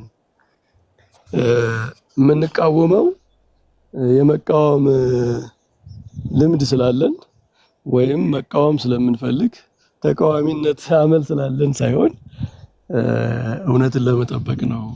እውነት የሆነ ነገር ይዛችሁ ስትገኙ ደግሞ እንደዚህ አፕሪሼት እናደርጋለን እናመሰግናለን የሚል ጥሩ ኢሜጅ የሚፈጥር አካሄድ ነው ይሄ ማለት ነው። እንደው በዚህ አጋጣሚ ግን ፐርሰናል የሆነ ነገር ነው። በእርግጥ ኤቢ የሆነ ነገር ኢንተርቪው ሰጥቶ ሰሞኑን ኮሜንት እየተደረገ ምናምን እያየው ነበረ እና አንዳንድ እንትን ኮሜንቶች ያው የቀልድ ምናምን ናቸውና እንደዚህ ጥሩ አይመስለኝም። ተውት። በዘመኑ የመሰለው ነገር ነው እሱ ያኔ በሚወጣበት ጊዜ እንዲህ ነበር እኔ የማስበው፣ ግን እንደዛ ሆኖ ስላላገኘው ወጣው ብሎ ለመውጣት ምክንያት የሆነውን ነገር ነው የተናገረው። በዘመኑ የነበረው ሲምፕሊሲቲ እሱ ያለበት ሁኔታ ያንን ነው ያንጸባረቀው እና ሰው በነበረበት ሁኔታ ምንም አይነት ሊያስብ ይችላል። አሁን እንደዛ የሚያስብ አይመስለኝም። ብዙ ነገር አጥንቷል፣ አንብቧል፣ ብዙ ያነባል፣ ይመረምራል። የተሻለ እይታ ይኖረዋል። ወደፊትም የተሻለ እይታ ሊኖረው የሚችለው ልጅ ስለሆነ ይሄ በጣም ራዲካል የሆነ ስሜት እንዳንፈጥር እንደው ይሄ ቡሊ ማረጉን መቀለዱን ምናምን ብንተው የሚል ሀሳብ አለኝ። እንደው ከይቅርታ ጋር ማለት ነው። በኤቢ ላይ ነው። አዎ አይ ጥሩ ልጅ ነው እኮ መምህር። በነገራችን ላይ ትሁት ነው። አንዳንድ ነገሮች ላይ ትንሽ ተደብቆ የሆነ ነገር ሲያደርግ አግኝቼዋለሁ እኔም በውስጥ ማለት ነው። ግን ብዙ ቦታ ላይ ደግሞ እውነት የሆነ ነገር መስክሮ ብዙ አታክ ሲደረግም ነበረ እና ለሱም ክሬዲት መስጠት አለብን። ምክንያቱም ብዙ አታክ የሚያደርጓቸው አካላት አሉ። በተለይ እነዚህ ቴዎሎጂ የቀማመሱትን አንዱ እኮ ቴዎሎጂ ከተማሩት ውስጥ የሚጠቅሙ 20% ብቻ ናቸው። ቀለሜ ነው አሁን እንደዚያ ነው የሚለውና እና ብዙ ተጽዕኖም ስላለባቸው እንደው ትንሽ እንደምንም ብለው ታግለው የሆነ ነገርም መናገር የሚሞክሩ ሰዎች ስለሆኑ እንደነዚህ አይነት ሰዎችን እንደው እንትናችን ቀለል ብናደርግ ብንረዳ ምናምን ጥሩ ነው ለማለት ነው። ቀሲስ ጥሩ ነው። አይ ኤቢ ጥሩ ወንድማችን ነው። 40 ውይይትም ላይ የመጣ የሚወያዩ ወንድማችን ነው። እኔ ይመለሳሉ ብዬ ተስፋ አደርጋለሁ። ግን አደገኛ ነገር አንድ ነገር ልናገርና አዳም ወደ አንተ ልመለስ። በነገራችን ላይ አይታችሁ ከሆነ እንደ ኤቢ ሄጄ መርጌታዬን ጠየቅኩት እንደዚህ አደረግኩት የሚሉ ሰዎች አንዳንድ ሰዎች በኦርቶዶክስ ውስጥ እኔ ይሄንን ለኦርቶዶክሳውያን ነው የምናገረው፣ በየዋህነት ዝም ብላችሁ የምትመላለሱ ኦርቶዶክሳውያን እኔ ምንድነው ደንቆሮ የሰማለት ያብዳል እንደሚባለው የሰማችሁለት እንዳታብዱ በደንብ ተማሩ። እኔ በእናቴም በአባቴም መምህር በረከት በእናቴም በአባቴም ጴንጤም ሙስሊምም ዘመድ የለኝም። አንድ ያጎቴ ልጅ አለች፣ አንድ ጴንጤ ማለት ነው። ሙስሊም ጭራሽ እኔ አላቅም እና ይች ልጅ ጴንጤ የሆነችበትን ነገር ብነግራችሁ በጣም ትደነቃላችሁ። ጭራሽ ፊደል ምናምን ያልተማረች ናት። አሁን እንኳ 4ኛ ክፍል ደርሻለሁ ነው መሰለኝ አለችኝ። እንደው በቃ ቤተሰብ ማባሯት ከቤተሰብ ወጥታ ደና ቤተሰብ ያላት ግን ያው በጣም ከባድ ነው ቤተሰቡ። በቃ እንደው አባቷም ምነው በቆሜ ባልሄድ እንደው ምነው ብትወስደኝ ብሎ ሁሉ ያለቀሰ ሰው ነው ማለት ከባድ ነው። እና አሁን ይቺ ልጅ በየጸበል ቦታው ታማ በየጸበል ቦታው ትዞር ነበር። በጣም በቃ እና ሚካኤል አምላኬ ገብርኤል አምላኬ የምትል አይነት ነበረች። በቃ እንደ የዋህ ነገር ናት ምናምን እና በሆነ ነገር በጤንነቷ ምክንያት የሆነ ቦታ ወሰዷት፣ በዚያው ቀረች ማለት ነው። አሁን ይቺ ልጅ የምታስበው ኦርቶዶክስን እሷ ታስበው በነበረው ልክ ነው። ብዙ ሰዎች የተሳሳተ መረዳት ይሄ ልክ የሌለው ዝም ብሎ የተሳሳተ እምነት ላይ ያለ ሰው ሲጠነጠጥ አይጣል ነው። ምንድን ነው የሚለው? የእሱን እምነት ነው መልሶ የሚነግራችሁ። እነ ቀለም የሚያወሩት እሱን እኮ ነው። አሁን ቀለሜ እንግዲህ ዲያቆን ቄስ የሌለበት አካባቢ ተወልዷል እና እዚህ አካባቢ እንግዲህ እንደው እባክህ እንደው ቅዳሴው ከሚታጎል ተብሎ ገና ጸሎት ሃይማኖት እየተማረ ቅዳሴ ይገባል። ከዛ በኋላ ጊዮርጊስ አንተ የተፈጠርከኝ ታውቃለህ እያለ ይኖራል። ስሙ ዲያቆን ነው። ከዚያ የሆነ ዕለት በራልኝና ደንብሮ ይወጣል ኢየሱስ ጌታ ነው ሲባል እና ይሄንን ቤተክርስቲያን የማትል መስሎት ይወጣል። አብዛኞቹ እንደዚህ ናቸው እውነት ለመናገር። ከዚያ እዚያ ቤት ይሄዱና ማርያምን አምላኬ ይላሉ፣ ገብርኤልን አምላኬ ይላሉ። እኔ እንደዚህ ያለ ጥራዝን አንድ ሰሞኑን የምንቃወመው ትምህርት ይመጣና ያለ ወላዲተ አምላክ አማላጅነት የሆነ ነገር ያመጣ። እንደዚህ ያለ ነገር ላይ ያላችሁ ምዕመናን ጥንቃቄ አድርጉ። የሆነ ዕለት በራልኝ ብላችሁ ደንብራችሁ የወጣችሁ ዕለት እንደናንተ ያለ ጥፋት ተንኮታኩቶ የሚወድቅ ሰው አይኖርም፣ እርግጠኛ ነኝ። እና ወይ ካወቃችሁ በደንብ ማወቅ ወይ ደግሞ አለማወቅ ላንዲው ማለት እንደ ገጠር እናቶቻችን አባቶቻችን በቃ ጽና ሃይማኖት ያላቸው እግዚአብሔርን በጣም የሚወዱ በየዋህነት ከእግዚአብሔር ጋር እየተነጋገሩ የሚኖሩ ሰዎች አሉ። እግዚአብሔር እነዚህን አንደርስታንድ ስለሚያደርጋቸው ከኛ የተሻለ ቦታ ነው ያላቸው በእግዚአብሔር መንግስት እውነት ለመናገር። አለበለዚያ ግን ከቤተ ክርስቲያን ስትወጡ ቤተ ክርስቲያንን ለመክሰስ የምትሆኑ ከሆነ አደጋ ነው ያለው ነው። አሁን ኤቢ መርጌታዬን ጠየቅኩኝ፣ ከዚያ እንዲህ አለኝ፣ ከዚያ ምናምን ይል ነበረ እና እንዲያውም አንዳንዶቹ የግል መርጌታ ነበር እንዴት ምናምን እያሉት ነበር። እና ኤቢ ወንድማችን በዚህ አጋጣሚ እውነት ለመመለስ እኔ እንደውም አሜሪካ እመጣለሁ ምናምን ብሎኝ ስለነበረ ከመጣህ ጠይቀኝ ብየዋለሁኝ እና ቢመጣ ኢንቫይት አደርገዋለሁ፣ እጋብዘዋለሁ ቤቴም። እውነቴን ነው። በደንብ ቁጭ ብሎ ባወራው ደስ ይለኝ። ከቤተ ክርስቲያን የወጡ ሰዎችን ማውራት እንዴት ደስ እንደሚለኝ በጣም ነው የምጓጓ እንዲመለሱ ማለት ነው። እና ኤቢ በጣም የምንወደው ወንድማችን ነህ። እውነቴን ነው። እንደው በፊት የነበረህን እምነት እንደዚያ የምታስብ ከሆነ እንደዚህ አይደለም። አሁን የምናወራው የምናስተምረው ትምህርት የቤተ ክርስቲያን ትምህርት እንደዚያ ነው። ደግሞ ስለምታነብ የበለጠ ቤተ ክርስቲያኗን ለማወቅ እድልም ስላለህ እንድትመለስ በዚህ አጋጣሚ ጥሪ እናቀርባለን። ቀለም የለን የውይይት ብዙዎቹ እሱ ብቻ ሳይሆን እንደውም እሱ የተሻለ መረዳት አለው። በጣም ፖዚቲቭ ነው ምናምን ሲያስረዱት አንድ ጥሩ ነገር ከነገሩት በጣም ብዙ ሬሲስት የሚያደርግ ልጅ አይደለም እኔ እንዳየሁት ማለት ነው። ብዙዎቹ ግን በጣም እነዚህ በተለይ ተሐድሶ አካባቢ ያሉት መጽሐፍ የጻፉት እንደዚህ ቤተክርስቲያን ላይ በጣም ጥላቻ የሚመስል ነገር ያላቸው ሰዎች እንግዲህ በጣም የትልቅ ሙቭመንት በዘመናቸው ብዙ ሰው አሰልፈው ሲመሩ የነበሩ ሰዎች ሳይቀሩ እኔ በጣም ሾክድ ነው የሆንኩት ከአንድ ሰው ጋር ባለፈው እንደዚህ ዲስከስ እያደረኩ የተረዳሁት ነገር ቤተክርስቲያንን ሳያውቋት ነው የወጡት ማለት ነው። በጣም እንዴ በቤተክርስቲያንስ ኑሮ መጽሐፍ እስከ መጽሐፍ ደርሰው እዛ ደረጃ ደርሰው ግን መረዳታቸው በጣም ዝቅ ያለ ነው። በጣም የሚያሳዝነው ማለት ነው። ስለ ታቦት ስለ መሰዊያ እያወራን እንደ የብሉይ ኪዳን እኮ አይደለም አሁን ቤተክርስቲያን ውስጥ ያለው የሚጻፍበት የክርስቶስ ስም ነው፣ የሚፈተትበት የክርስቶስ ስጋና ደም ነው። ሲሰራ ራሱ ዳይሜንሽኑ መጠኑ ራሱ በኦሪት ዘጸአት ላይ የታዘዘው አይደለም እና ከብሉይ ኪዳን ጋር ሚስጥር ያገናኘው ካልሆነ የቤተክርስቲያን ውስጥ ያለው መሰዊያ ታቦታችን የአዲስ ኪዳን ሚስጥር ነው፣ ኪዳኑም የአዲስ ኪዳን ኪዳን ነው የሚል ነገር ሳወራ አይ ቤተክርስቲያኗ እንደዛ አይደለም የምታስተምረው አለኝ። እና እንዴት ነው የምታስተምረው? ስለ ቤተክርስቲያን የብሉይ ኪዳን ብላ ነው የምታስተምረው አለ። እና እሺ እንደ ቤተክርስቲያኗ የብሉይ ኪዳን ብሎ የሚያስተምር ሰው ሊያገኝ ይችላል። ግን እንዴት ይሄዳል? አሁን ሲያስበው እሱ የብሉይ ኪዳን ምን መጠኑ ነው? የብሉይ ኪዳን የሚመስለው መጠኑ ነው? የተጻፈበት ጽሑፍ ነው? አገልግሎቱ ነው? ምኑ ነው የብሉይ ኪዳን የሚመስለው? እስኪ የሚገርም እኮ ነው። ይሄንን ሳይመረምሩ ነው እንግዲህ ወጥተው በቃ ሰው አሰልፈው የሚቃወሙት ማለት ነው።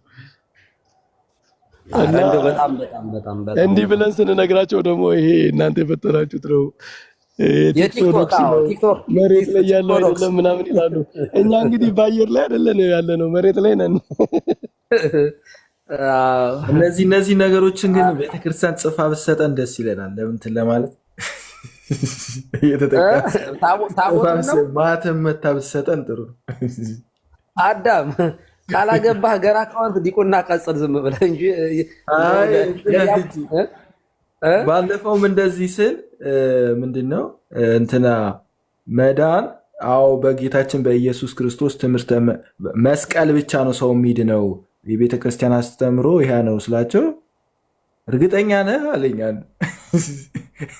በዛ ብቻ አይደለም አያምኑንም እኮ በነገራችን ላይ አያምኑንም እኮ አሁን እኛ የምናስተምረው እኮ የሆነ አፈንግጠን ባይዘው ይኸውላችሁ እንደነሱ ዶሚኔሽን እኛ ቤተክርስቲያን ባይዘው በጣም ቀልድ የለም በትምህርት ላይ እንደነሱ መስለላቸው እኮ ነው ማለት በደረስኩበትና በደመሰለኝና ማለት እኔ እንደተረዳሁት እኛ ጋር እንደዚህ ብሎ ነገር የለም ባይዘው እንደውም በጣም ደፍረናል እንደውም ሙግዚር በሚያውቀው እኛ ጋር በጣም ስትሪክት ነው ቤተክርስቲያኗ ዝም ብላ 2018 ዓመተ ምህረት እዚህ የደረሰችው ዝም ብላ አይደለም እና አሁን እኛ የምናስተምረው የሆነ አዲስ ነገር በቃ ሪፎርሜሽን የሆነ የፈጠርን ምናምን የሚመስላቸው ሰዎች አሉ እግዚአብሔር በሚያውቀው ማለት ነው እና እነዚህን እኔ ደንቆሮ ይሰማ ማለት ያብዳል ነው የምላቸው ባይዘው እንዴ ይሄ በጣም ብዙ ነገሮችን እኮ ጽሁፎችን ደግሞ ይሄ ታድሶዎችማ የሚጠቅሷቸው አንድ አይነት ጥቅስ ስጋውን ታምሯን ሰምቶ ወደ ቤቱ ይሄድ ስጋውን ደግሞ እንደተቀበለ ይሆነት አንድ በቃ አንድ እድሜ ልክ የምትጠቀስ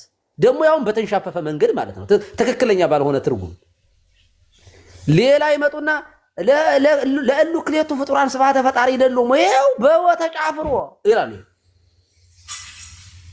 አንድ አይነት ሁልጊዜ 20 ዓመትና 30 ዓመት አንተ የሆነ አንድ ነገር ላይ ተከሳለህ እንዴ በቃ ኢትዮጵያ ውስጥ እኮ በቃ ጻድቅ ያለ አቡነ ተክለ ሃይማኖትና አቡነ ገብረ መንፈስ ቅዱስ ናቸው በቃ ሌላ ገርል ሁሉ ያለ እኮ አይመስልም ባይዘው ቁጥር እኮ የለውም የገርላት እኮ ቁጥራቸው እኮ በቅዱሳን ቁጥር እኮ የላቸውም እኮ በነገራችን ላይ ስንክሳሩ በሙሉ ገርላት ነው ማለት የቅዱሳን ህይወት የሚተርክ ነው ግን አንድ ተክልዬ ናቸው በቃ መከራቸው መቼም ያ የተቆጣው በመተሎሜ ጊዜ የነበረው ጣዖት እንዴት አገግሞ ዛሬ በነቀለሜ ላይ አድሮ በቃ ጻድቁን እንዴት በቃ ያጠቃ መስሎት ማለት ነው እሳቸው በክብር ነው ያሉት ለማንኛውም የአቡነ ተክለ ሃይማኖትን እኮ ቀሲስ የአቡነ ተክለ ሃይማኖትን አሁን እሳቸው አቡነ ተክለ ሃይማኖትን ቅድስናቸውን ትምህርታቸውን አያውቁም እነሱም የሆነ አንድ መስመር ሁለት መስመር ወስደው ያንን ማብጠልጠል እንጂ እኔ በጣም የገረመኝ ነገር ልንገራችሁ አቡነ ተክለ ሃይማኖት ገድል ላይ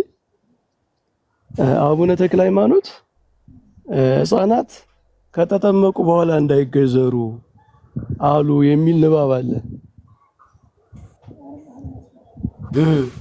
እና ምንድነው በዘመኑ የነበረው ኢሹ ስንል የብሉይ ኪዳንና የአዲስ ኪዳን ዲያሌክቲኩ ነበረ ማለት ነው እና ምንድነው እንዴ እኔ ለምን አልነግሮትም እኔ መምህር በረከት ስቲል ነው እኔ ተወልጄ ባደኩበት አካባቢ ያልተገዘረ ሰው ወደ ቤተክርስቲያን አይገባም ብሎ የሚያስተምሩ ሰዎች ነበሩ ያ ግን አባ ተክለ ሃይማኖት እንደዛ ያሉበት በዘመናቸው ምንድነው ከጥምቀት በፊት መገዘር የሚያስፈልገው ግዝረት ከጥምቀት በኋላ ከመጣ ሃይማኖታዊ መልክ እንዳይሰጠው ነው ማለት ከመጠመቅ በኋላ ሌላ ጸጋ እንደሚሰጥ እንዳይቆጠር ማለት ነው ምክንያቱም በግዝረት በጥምቀት ተተክቷል ስለዚህ የጥምቀት ላይ ተደርቦ ተጨማሪ እነዚህ በብሉይ ኪዳን እንዳሉት ከጥምቀት ላይ ግዝረትን እንደርባለን ከክርስቶስ ላይ ሙሴን እንደርባለን እንዳሉት እንደ ቢጻሳውያን እንዳይሆን ሰው መጀመሪያ ይገዘራል የሚገዘረው ሃይማኖታዊ ጥቅም ሳይሆን ባህል ነው በአዲስ ኪዳን ግዝረት ባህል ነው ግን ከዚያ በኋላ ቀጥሎ ጥምቀት ይመጣና ልጅነት የሚያስገኘው ጥምቀት ነው ጸጋ የሚያስገኘው ጥምቀት ነው ስለዚህ ከጥምቀት በፊት ነው እንዲህ አይነት ነገሮች የሚያልቁ ማለት ነው ከጥምቀት በኋላ ከመጡ አድ የሚያረጉት ነገር ያለ እንዳይመስል ከጥምቀት በላይ የሆነ ጸጋ የሚያሰጡ የሆነ ኮቨናንት ውስጥ የሚያስገቡ እንዳይመስሉ ማለት ነው እና አባቶቻችን በጣም ጠንቃቆች ሆነው ብሉይን ከአዲስ በጣም ጠንቅቀው ነው የኖሩት ማለት ነው እንደዚህ ዲፕ የሆነ እይታ የነበራቸው ናቸው እነሱ ግን እነዚህ በጣም ክፍት በሆነ አይምሮ አይደለም የሚመረምሯቸው እነሱ ዝም ብለው የሆነ አንድ ሰው በሆነ መንገድ የተረጎሙ በተሳተ መንገድ የተረዳውን የሆነ ንባብ ወስደው እሱን ማብጠልጠል እንጂ እንደው ምልአቱን ራሱ ያያሉ ወይ አሁን አባ ተክለ ሃይማኖት የሰሩትን ስራ ያያሉ ወይ ምንድነው የሰሩት ጣዖታት የገለባበጡ እንደ ሐዋርያት በኢትዮጵያ ምድር እኮ የሐዋርያነት ስራ የሰሩ አባት ናቸው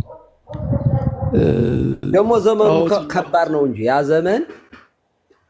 ዘመን ልምምዶቹ ይሄ ዛሩ የጥንቆላ መንፈስ እንደዚህ ያሉ አንዳንድ ነገሮች በጣም ከባድ የፖለቲካ እሳት የበዛበት አንዳንድ ቦታዎች አምልኮ ጣዖት በጣም ያ ዘመን ላይ እኮ የነበሩ ቅዱሳን እኮ እንደኛ ዘመንም አይደሉም። እውነት ለመናገር እንደው ህይወታቸው ራሱ እኮ በጣም እኮ የተለየ ነበረ እኮ እና እሱ ብቻ ሳይሆን ዘመን እንደውኑ ዘመን መምህር ግን እንደው አውሮፕላን እየተመላለሱ እኮ አይደለም የሚያስተምሩት። አዎ ኢቭን እንኳን በነገራችን ላይ ገርልንና ባለ ገርሉን ራሱ የምንሰጠውን ሚዛን መለየት መቻል አለብን።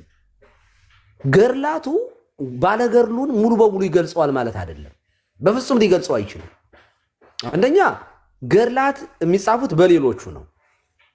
ሁለተኛ አንድን ሰው አንድን ቅዱስ እግዚአብሔር እኛ ከምናውቀው በላይ ያውቀዋል እና ጸጋው እኛ በምናውቀው ልክ እንደ ኤቪደንስ ለመሆን ካልሆነ በስተቀር ገርላቱ ላይ ቃላቶቹ የማይገልጿቸው ነገሮች ሊኖሩ ይችላል። ቅዱሳኑ ግን የከፈሉት ዋጋ ግን እንዴት ይገለጻል? ለምሳሌ እንደ የአንድን ተጋዳይ የኔን ህይወት ታሪክ እንኳን አንድ ሰው እንደው አንድ ግለሰብ ወንድሜ ወይም ቤተሰብ አብሮ አደጌ እንደው የዲበኩሉ ጉዞ ብሎ ቢጽፍ አሁን የኔን ሙሉ በሙሉ መግለጽ ይችላል? በፍጹም አይ። ገርላት ራሱ ከገርላት በላይ ነው ህይወታቸው። የቅዱሳኑ ህይወት ገርሉ ከሚገልጻቸው በላይ መሆኑን መረዳት መቻል አለብን። ከዚያ በላይ መሆኑን መቻል አለብን እና እኔ ቤተክርስቲያኗን እየገለጠን እኛ ራሳችን ይችን ውድ ቤተክርስቲያን ይችን ስንዱ ቤተክርስቲያን አይ ቲንክ በጣም በጣም በጣም በሚገባው ልክ እየገለጥን አይደለም ብዬ ነው የማምነው እና ብቻም አንበርታ። ለማንኛውም አይ ቲንክ ብዙ አወራሁኝ መሰለኝ። ይቅርታ ታደርጉልኛላችሁ እነ ሚካኤል ኤክስ አይ ኤክስ ጥያቄ ይኖራችኋል። ተሸ ጀጀ ሰላም መምህር ጌታውንም ታፍነዋል። አዳምማ በቃ ተቆጣጠርና ቤትህን በጣም ነው ደስ ያለኝ። በጣም ደስ መምህር በረከት ሲገቡ ለምስር የሚለኝ የኔና የቀሲስ ውይይት ሆነ መሰለኝ። በደንብ እየሰማናችሁ ነው። ማለት ያሰማልን አባታችን ቡራኬው ድረስ መምህር በረከት እኔ የደብር ቢሆኑ እመኛቸዋለሁ። ይገርማቸዋል ወይ ይወስዱኛል ወይ አንድ ቀን እንግዲህ እግዚአብሔር ያገናኘን ይሆናልና ማንም አይመኝም ብለው ቢወስዱኝ ይሻላል። ማርያምን በጣም በጣም ወዳቸው መምህር ናቸው እና እይታዎት ራሱ ይገርመኛል። አያልቅቦትም እና ይበርቱልን። አዳም አስኪደው ወደ ሌሎችም ፕሮግራሙን ሪስ ግን እንዳናስቀይርህ አደራ እና ቅድም የሆነ ነገር ብዬ ነበር። ቀለሜ ዲቤት ጠርቶኛል እና አበበ ጉልላት እኔም በዚሁ አጋጣሚ ዲቤት መጥራት ፈልጋለሁኝ። አበበ ጉልላት መቼ ሞተ፣ እንዴት ተቀበረ በሚል ዲቤት መግባት ፈልጋለሁኝ። አዳምሻ ጥሪ አስተላልፍልኝ። አንድ ጊዜ ሪኮርድ ላድርጉት። እሺ በቃ አርጉኝ ከታች እነ ዲፊባቸው እነ ዘልዳ ካላችሁ ሪከርድ አድርጉ፣ ለቀለሜ አድርሱልኝ። በአበበ ጉልላት ላይ ዲቤት እንድንገባ ፈልጋለሁ። መቼ ሞተ፣ መቼ ተቀበረ፣ እነማን ናቸው የገደሉት፣ መቼ ተነሳ፣ ሙቶ ተነሳ በሚል የዲቤት ጥሪ አቅርቤልሃለሁኝ። መቼም ማንም እንደማያስቀርህ አንተ በጣም ጎበዝ ስለሆንክ መተህ በዚህ ጉዳይ ላይ ዲቤት ከኔ ጋር እንደምታደርግ ሙሉ ተስፋ ነው ያለኝ። ቀለሜዋ ይሄንን በአክብሮት አስተላልፍልሃለሁ። ወንድም አለም አመሰግናለሁ።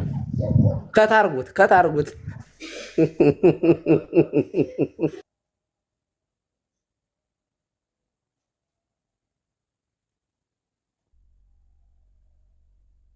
ያው እንግዲህ መቼ ሞተ፣ ለምን ሞተ፣ እንዴት ሞተ፣ ለማን ሞተ እያሉ አይ ብዙ ከአባቶች ጭምር ነው መረጃ።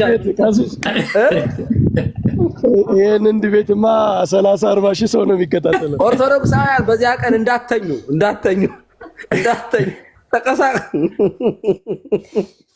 አይ እኔ ግን እውነቴን ነው ከሱ ጋር ከገባሁኝ ይሄንን ሳላነሳው አልቀርም በታምር እንዴ በጣም እንደውም አንተናንም ቀሲስ በትረን አስቀምጬ ነው የምገባ። ሞቷል አልሞተም። ከዚያ ድምፁ ይከፈታል በኩል ልብን አስተብቆ ከዚያ በትረ ይነሳሉ። ሙት አስነሽ ተብዬ በቃ በዚያ ቀን በቃ ይጨበጨብልኛል ማለት ነው።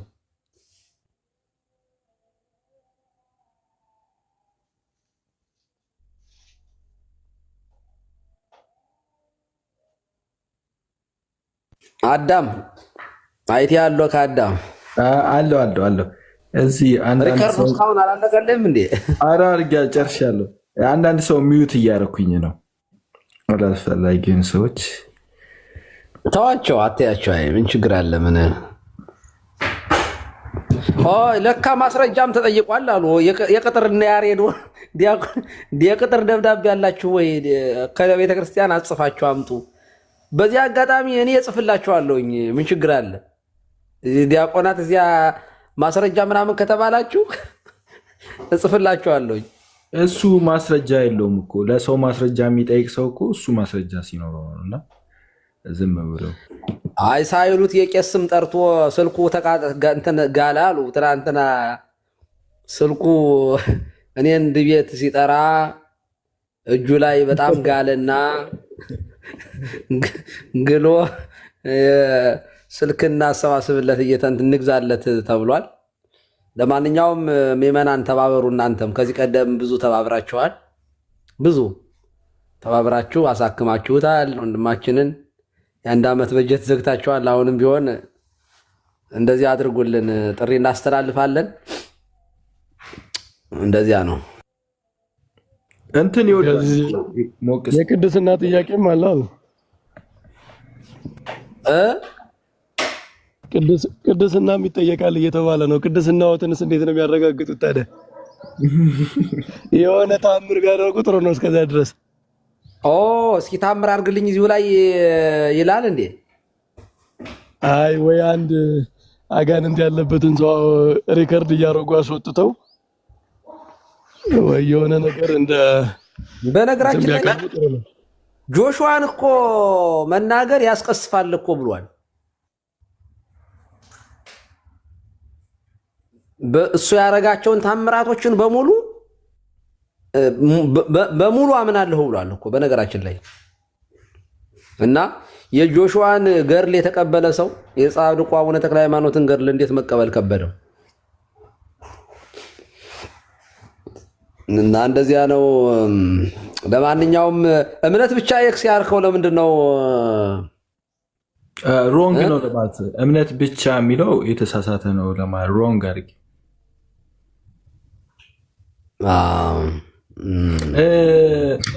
አዳም ይህንን ርዕስ ግን አንድ ቀን እንገባበታለን። እምነት ብቻ እንደውም ስለ ንስሐ የተተወ ጉዳይ ይመስለኛል። አሁን ብዙ ጊዜ ጌታም የሰበከው ንስሐን ነው። ዮሐንስም ንስሐን እየሰበከ መጣ ነው የተባለውና ሐዋርያትም ንስሐ ግቡ፣ ተጠመቁ፣ የኃጢአት ስርየት ታገኛላችሁ እያሉ ነው ያስተማሩትና በፕሮቴስታንት አስተምህሮ ንስሐ ለመዳን ያለው ቦታ ምንድን ነው የሚል ርዕስ ያስፈልገን ይመስለኛል። ትክክል። አይ እንደዚያ ከሆነ እንደውም ሮሜ ሁለትን እምነት ብቻ የሚለውን ጽድቅ በእምነት ብቻ ነው የሚሉትን እንዲው እኔ እኮ ሮሜ ሁለትን ያነቡት ይሆን መምህር በረከት?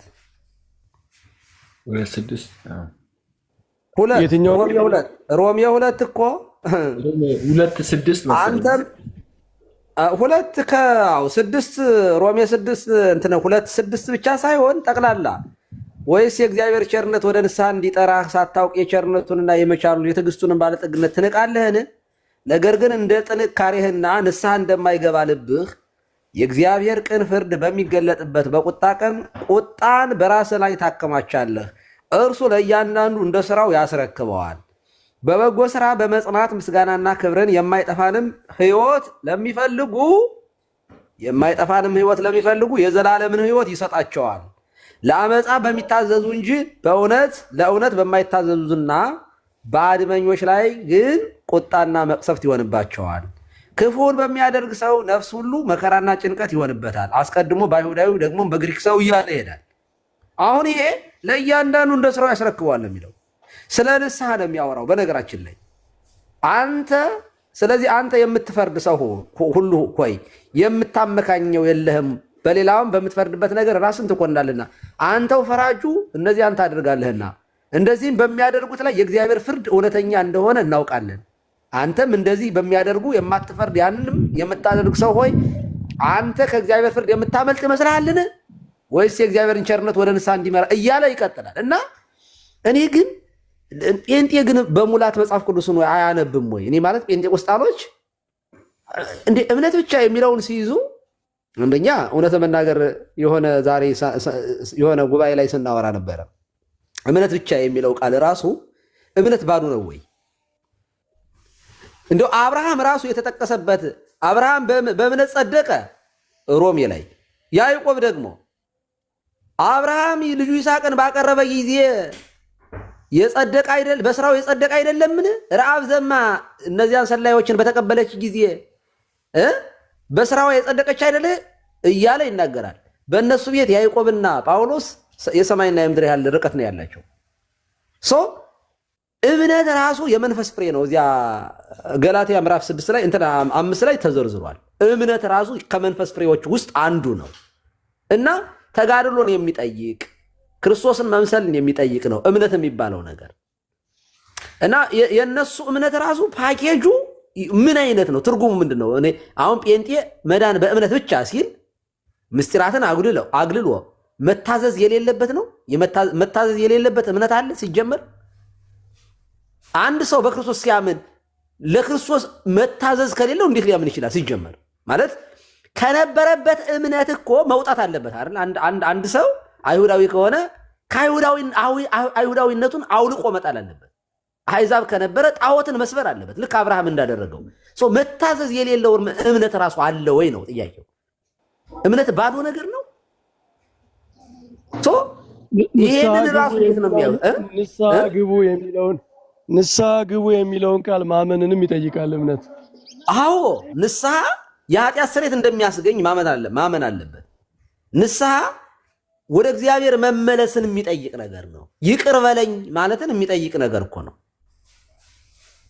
እና እኔ የፕሮቴስታንት የእምነት ብቻ የሚሉት ራሱ ትምህርት ምንድን ነው? እምነት ብቻ እኛውን እምነት ስንል ዘሆል ፓኬጅ ነው የምናወራው። እምነት ስንል ጥምቀትን እናምነዋለን ምን እንደሆነ የኃጢአት ስርየት እንደሚያስገኝ። እኛ ስናምን የክርስቶስ ስጋና ደም የዘላለም ሕይወት እንደሆነ ጭምር ነው የምናምነው። እኛ ስናምን በንስሐ ስንመለስ የክርስቶስ ደም ከኃጢአታችን እንደሚያነጻን ጭምር ነው የምናምነው።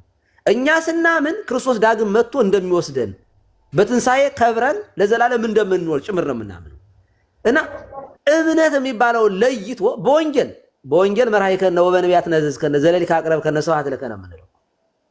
ስለዚህ እኛ እምነት ስንልና ባይነገራችን ላይ ጴንጤቆስጣሎች እምነት ብቻ ሲሉ ምንድን ነው አንገናኝም። ራሱ በዚህ በትርጉም ራሱ ማለት ነው። እና ብንገባበት ጥሩ ነው። ምንድን ነው መጽሐፍት በግልጽ ሪፔንተንስ ንስሐን የጽድቅ የጀስቲፊኬሽን ኮንዲሽን አድርገው ነው የሚያስቀምጡት። አንድ ሰው እግዚአብሔር ጋር ለመታረቅ ኃጢአቱን በራሱ ማስወገድ ባይችል እንኳ ኃጢአተኛ ነኝ ብሎ ማመን አለበት። ያለፈው ህይወቱ ትክክል እንዳልሆነ እግዚአብሔርን እንዳሳዘነ በክፋት እንደኖረ ማመን አለበት። በልቡ ማዘን አለበት። ልክ የሐዋርያት ሥራ ምዕራፍ 2 ላይ እኮ እንዳለው እኮ ነው። ልባቸው ተነካ አይደል የሚለው? አዎ በቃ ንስሐ ግቡ ያላቸው ያ ነው። አዎ ልብ ሰቀላችሁት፣ ገደላችሁት። የሰቀላችሁት የገደላችሁት መሲሁ ነው። ዳዊት እኮ ቅዱስ መበስበስ ያይን ዘንድ አትተውም የተባለው ስለራሱ አይደለም። ይኸው እሱማ መቃብሩኛ ዘንዳ ነው እያለ ሲነግራቸው ምን ሆኑ ይላል? ልባቸው ተነካ፣ ተጸጸቱ ማለት እኮ ነው አይደለ? ኢሳይያስ ላይ ራሱ ቀሲስ ኢሳይያስ ላይ ኑ እንዋቀስ ይላል እግዚአብሔር ይላል።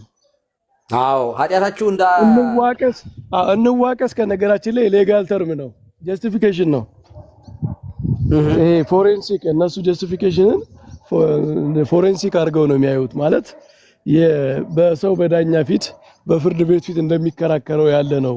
ጽድቅ ማለት በቃ ይቅር ተብለሃል ነፃ ነህ የሚባል ማለት ነው። እና ኑ እንዋቀስ ይልና እግዚአብሔር ምንድነው የሚለው? ኃጢአታችሁን ተናዘዙ እኔ ይቅር እላችኋለሁ፣ እንዲህ ብትሉ ግን ሰይፍ ይበላችኋል። ሰው ከእግዚአብሔር ጋር የሚዋቀሰው ምንድን ነው? ኃጢአተኝነቱን ነው የሚገልጸው እኮ አይደል? ኃጢአተኛ ነኝ በፊት በድያለሁ። እንዲያውም ከፍ ብሎ ታጠቡ፣ ሰውነታችሁን ማንጹ፣ የሥራችሁንም ክፋት ከዓይኔ ፊት አስወግዱ፣ ክፉ ማድረግን ተዉ፣ መልካም መስራትን ተማሩ፣ ፍርድን ፈልጉ፣ የተገፋውን አድኑ፣ ለድሃ አደጉ ፍረዱለት፣ ስለ መበለቲቱም ተሟገቱ ካለ በኋላ ነው ኑ እንዋቀስ ይላል እግዚአብሔር። ኃጢአታችሁ እንዳለላ ብትሆን እንደ አመዳይ ትነጻለች፣ እንደ ደምን ብትከላ እንደ ባዘቱ ትጠራለች። እሺ ብትሉ ለእኔም ብትታዘዙ የምድርን በረከት ትበላላችሁ፣ እምቢ ብትሉ ግን ብታመፁም ሰይፍ ይበላችኋል፣ የእግዚአብሔር አፍ ይሄን ተናግሯልና አሜን። መቼም ይሄ ለብሉይ ኪዳን ብቻ የተነገረ ነው አይሉንም።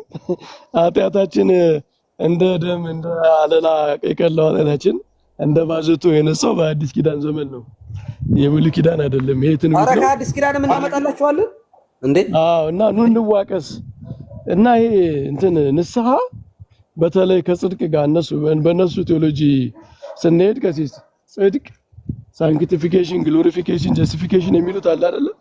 አዎ። ጀስቲፊኬሽን በተለይ ፎሬንሲክ ነው፣ ይሄ የሌጋል እንትን ነው ብለው ነው የሚያምኑት። እና ንስሐ ደግሞ ንስሐ እሱ ነው። ንስሐ በተለይ ከጀስቲፊኬሽን ጋር ይገናኛል። የመጀመሪያ ጀምሮ ገና ሰው የመጀመሪያው ጽድቅ ወደ ክርስትና ሲገባ ጀምሮ ሙሉ ህይወቱን የሚከተለው ነው። ከእግዚአብሔር ዘንድ ይቅርታ የሚያገኝ የሚታረቅበት፣ ከእግዚአብሔር ፊት ኃጢአቱን ተናዞ ይቅርታ የሚያገኝበት መንገድ ስለሆነ ከጀስቲፊኬሽን ጋር በተለይ በጣም የሚገናኝ ነው በመጽሐፍ ቅዱስ ማለት ነው። እና ሁሉ ስለ ጀስቲፊኬሽን ሲያወሩ ስለ እምነት እንጂ ስለ ንስሐ አያወሩም። ሲጀመር እንዴት ነው ንስሐ ራሱ የሚገቡ? መቼ ነው ግን ንስሐ የሚገቡት እነሱ? እና እሱን አንድ ጊዜ መወያየት ይኖርብናል በደንብ። አረ ብዙ ነገር ነው ያለው፣ ብዙ ነገሮች ነው ያሉት። መካነ ኢየሱሶች በርቱ፣ ከኛ ጋራ ብትወያዩ በጣም ታተርፋላችሁ። ብዙ ነገሮች ከታሪካዊ አንጻርም ከብዙ ነገሮች ብዙ ከኛ የምትማሯቸው ነገሮች አሉ። አይመጥኗችሁም። ጴንጤቆስጣል በፍጹም እንደው ቢያንስ 70-80% ወደኛ ትጠጋላችሁ። ከ20% ጋር ከማውራት ከ80 እና ከዛ ምናምን ፐርሰንት ጋር ማውራት ፍሩትፉል ያደርጋቸዋል። እና ጠንክሩ፣ ስለ እውነት በደንብ በርታችሁ ተሟገቱ። ቢያንስ ዝም ብሎ እንደው መጽሐፍ ቅዱስ ብቻ እኔ ጴንጤቆስጣል መጽሐፍ ቅዱስ የያዘ ጴንጤ ማለት ነው። መጽሐፍ ቅዱስ የጌታችንን ትምህርት ገልብጦ ነው የሚረዳው። ገልብጦ ጥምቀትን ገልብጠው፣ ቅዱስ ቁርባንን ገልብጠው፣ ምስጢረ ትንሣኤ ሙታንን ገልብጠው ራብቸር አድርገው ነው የሚቀበሉት። እና ግልብጥብጡ የወጣ የሶሪያው ቄስ እንዳደረገው መሐመድን እንዳታለለው አይነት ነው የሆነው። እና ለማንኛውም ይሄንን ነው የምንለው። አዳም መምህር ጌታው ለራ የሆነ ነገር ይበሉ ፕሊስ። ቀሲስ እንትን ይላሉ እኮ አማራጭ ሀሳብ ነው ምናምን ይላሉ አንዳንድ ጊዜ። ምንሆን አሁን የተለያየ እንትን አለ አይደለ? እነዚህ አሁን ለምሳሌ ሉትራኖች ቅዱስ ቁርባን እውነተኛ የክርስቶስ ስጋና ደም እንደሆነ ያምናሉ። ሌሎቹ ጴንጤዎቹ ደግሞ አያምኑም። ስለዚህ ለሌላው እንደ አማራጭ ይሆናል ይላል። እንዴት ማለት አልገባኝም። ማለት አሁን ለምሳሌ ሰው ቢፈልግ ሌላ አሁን ለምሳሌ ጥንታዊ አብያተ ክርስቲያን የትኛው በነገራችን ላይ አንድ ነገር ልንገራችሁ። ኦርቶዶክስ የሚባል ባይኖር ዳርያዝ ነው የሚለው ሉተርን እንትና ቀለሜ ይህ ማለት ከነሱ ጋር ይጀምራሉ። በነገራችን ላይ ፕሮቴስታንት በአሁን ኦርቶዶክስ ባይኖር ፋይት የሚያደርጉት ከሉተራን ጋር ነበረ። ሉተራን ባይኖር ደግሞ እርስ በርሳቸው ምክንያት መቃወም አያቆሙም ባይዘው የነሱ። ምክንያቱም እኔ ኔቸራቸው የሆነ ሁሉ ይመስለኛል። አሁን ሳስበው ማለት አንተ የሚያስማማ ነገር ቢኖር ራሱ አይስማሙልህም። በነገራችን ላይ ይቃወሙሃል። አይ እዚህ ላይ እንኳን ትክክላቸው እኮ አይሉም። አሁን ለምሳሌ ኦርቶዶክስ አሁን በፍጡር እንደማታመልክ ግልጽ ነው አይደል? ያውቃሉ መቼም ኦርቶዶክሳውያን ፍጡር እንደማናመልክ በፈጣሪ እንደምናምን በደንብ አሳምረው ያውቃሉ። በታምር ግን አይስማሙልህም። ይኸው ማርያምን ታመልኳታላችሁ፣ ይኸው እንደዚህ ለዘገብረት ብርሃናት አበይተ ባይቲታ ይላል ይመጣና እና እነሱ ዋና ጴንጤቆስጣል ፕሮቴስታንት አንድ ዶክትሪን አላቸው፣ ነቅነቅ የማይሉበት ፕሮቴስት ማድረግ ነው። በቃ የፈለገው ነገር ብትመጣ የሆነ ነገር ይዘው ብትመጣ በቃ ይቃወሙሃል። እና እንደዚህ ከመሆን እግዚአብሔር ይጠብቃችሁ። እውነቴን ነው። እንደ ሴትዮዋ እኮ ነው። ሴትዮዋ በጣም ተቃራኒ ከባሏ በጣም ተቃራኒ ነች አሉ። እና ሰውየው ሲያዛት ባሏ በተቃራኒ ነው የሚናገረው። አንድ ቀን ወንዝ እየተሻገሩ የሆነ ሀገር እየሄዱ ውሃ ሞልቷል። ከዚያ እና በጣም ተቃራኒ ናት ሚስቱ። እንዳትገቢ አላት ተሳስቶ። ለካ ግቢ ነበር ማለት የነበረበት። ውሃው ሞልቷል እንዳትገቢ ሲላት ተንደርድራ ገባች። እንዳትገባ ከፈለገ ግቢ ቢላት ኑሮ አትገባም ነበር። ከዚያ ሰው ተሰብስቦ ውሃ በልቷት ማለት ነው። ሴትዮዋ አስከሬኗ ሲፈልግ ሰው ሁሉ ወደ ታች ሲፈልግ እሱ ግን ወደ ላይ ይፈልጋል። ውሃ የሚፈሰው ወደ ታች ነው አይደል? እሱ ግን ወደ ላይ ነው የሚፈልገው። እንዴ አንተ ያማል ምን ሆነ ነው ብለው ሲጠይቁ ሰዎቹ አይ የሚስቴን ጸባይ አታውቀውም፣ እሷ ውሃ ወደ ታች ሲሄድ እሷ ወደ ላይ ነው የምትሄደው። እና በተቃራኒው ፈልጓታል አሉ። እና ፕሮቴስታንት በተቃራኒው መፈልግ ነው የሚሻለው። እኛ ራሳችን የእነሱ ትምህርት ብንቀበል እነሱ ኦርቶዶክስ ይሆናሉ። ባይዘ እኛ የእነሱን ትምህርት አያረጉትም። የእውነት ያረጉታል። እውነቴን ነው የምነግርህ አዳምዬ፣ ዝም ብዬ አጥንቻቸዋለሁ በደንብ አድርጌ። ይሄ 1 ዓመት 2 ዓመት የቲክቶክ ቆይታ እነሱን እንዴት አድርጌ እንዳጠናኋቸው ልነግርህ አልችልም። እና ቤተክርስቲያኔን እንዴት እንደወደድኳት በመድኃኒዓለም በጣም ቲክቶክ ላይ ስመጣ የበለጠ በቃ አንዳንዴ እኮ ዝም ብላችሁ ተወልዳችሁ አድጋችሁ ምናምን ተምራችሁ ምናምን ለራሳችሁ እምነት ብዙም አለመረዳት ዝም ብሎ ሸምድዶ ዝም ብሎ መኖር አለ። እኔ የበለጠ ደግሞ ኮምፔር እያደረኩ ከሌሎች እምነት ጋር ሳያት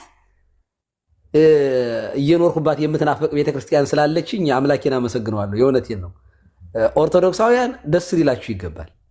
እውነት አንደኛው ከጸሎታችሁ ውስጥ እግዚአብሔርን ከምታመሰግኑበት አንዱ ውሽ እንደው በዚች ቤተክርስቲያን ውስጥ ስለሰበሰበን በእውነት አካሉ ስላደረገን እግዚአብሔር ማምላክን እኔ እንደው በጣም ከልቤ ነው የምነግራችሁ። በጣም ነው የማመሰግነው ፈጣሪ። በጥረቴ አይደለም። ይሄ የእውነት ጸጋ ነው። ይሄ ስጦታ ነው። የእርሱ መሆን መታደል ነው። እና በእርቱ ጠንክሩ፣ እምነታችሁን ውደዱ ማለት ነው። ቴንኪው። ከዚህ በኋላ አላወራም። ያመነ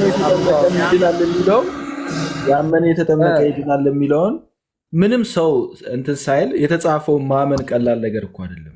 ማለት ጤነኛ አእምሮ ያለው ሰው ማለት ሰው ሊደሰት ይገባል። በቃ በቀጥታ የተጻፈውን የምናምን ሰዎች ነን እኛ። እንደ ሌሎቹ ያመነ የተጠመቀ ይድናል ብቻ አይደለም እኮ